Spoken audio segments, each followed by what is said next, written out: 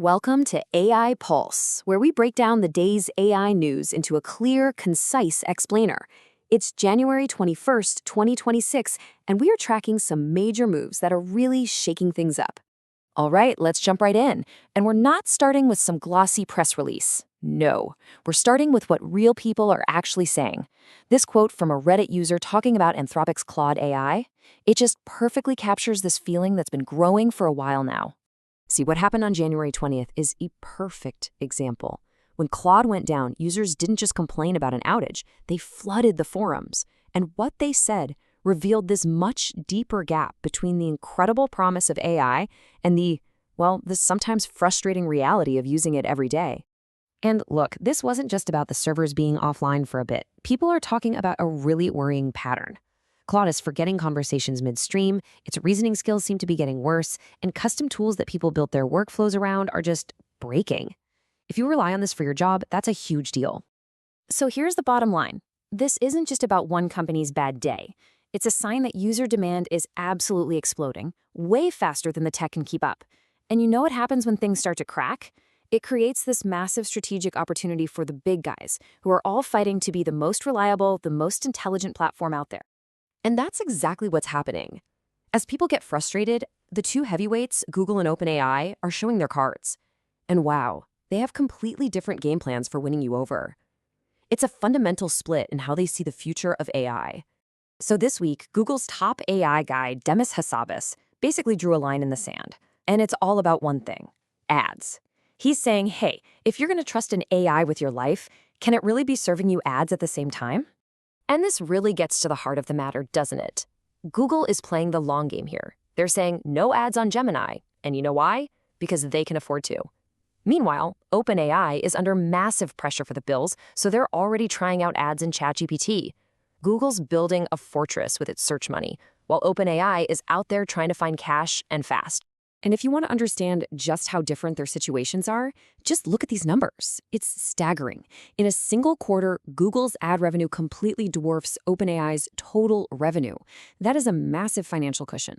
Google can afford to burn cash on Gemini for years to protect its empire. OpenAI, they just don't have that luxury. As part of that long game strategy, Google is going all in on making Gemini your indispensable sidekick. They're rolling out this new personal intelligence feature.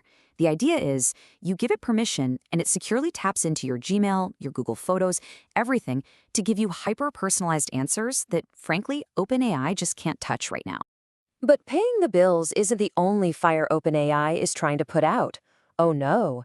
While Google is busy building new features, OpenAI is stuck in a massive legal brawl with, wait for it, one of its own founders, Elon Musk.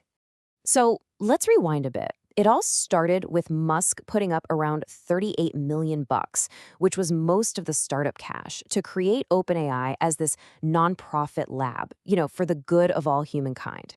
And how's it going now? Well, he's suing them for, get this, up to $134 billion. Yeah, billion with a B. He claims they completely abandoned that original nonprofit mission and that he wants back what he calls the wrongful gains they built on his initial money. So what do you do when you're being squeezed from all sides? You go where the money is. OpenAI is aggressively pushing into the big corporate world. They just announced a huge deal with ServiceNow to bake their next-gen AI deep into the software that the world's biggest companies use every day. For them, this is the clearest path to survival.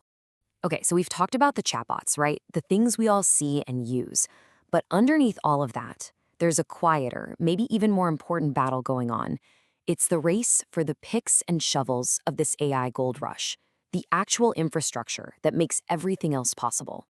So, check this out. Tech giant SoftBank just dropped something called the Infinia AI Cloud OS.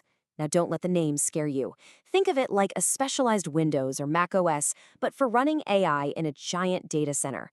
It's a total game changer because it automates all the super complicated stuff, setting up the servers, deploying the models, you name it. It dramatically lowers the barrier to entry for other companies to offer AI. And this race to build the pipes has a massive geopolitical twist. It all comes down to this idea of sovereign AI. It's pretty simple, really. Nations are realizing that for their own security, they can't rely on other countries for their AI. They need to own it and control it themselves. And this is not just talk. We're seeing a true powerhouse team up in Europe. You've got giants from tech and defense. We're talking Accenture, Palantir, Dell, and even NVIDIA, all joining forces to build this kind of sovereign AI infrastructure. This is a huge signal that controlling your own AI is now right up there with national security. But here's the cool part. Even while these titans are battling it out, you've got smaller, clever startups finding the gaps. Take a company called Bolna. They just raised over $6 million to build voice AI that actually understands the hundreds of different dialects in India, something the big one-size-fits-all models just aren't great at.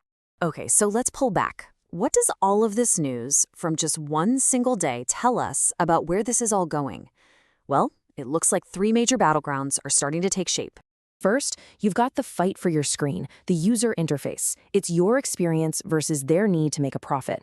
Then there's the infrastructure war, global giants versus national champions. And finally, you've got the niche markets, with specialized AIs taking on the big general ones. And believe me, the stakes in every single one of these fights are sky high. So first up, who wins your loyalty?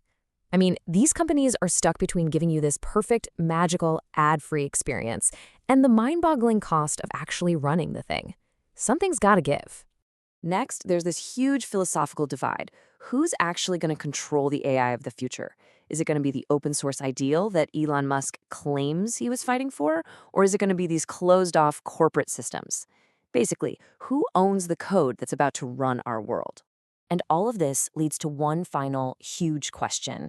As AI becomes as critical as our power grids or the internet, we have to ask who is building the pipes? And more importantly, who do you trust to be in control?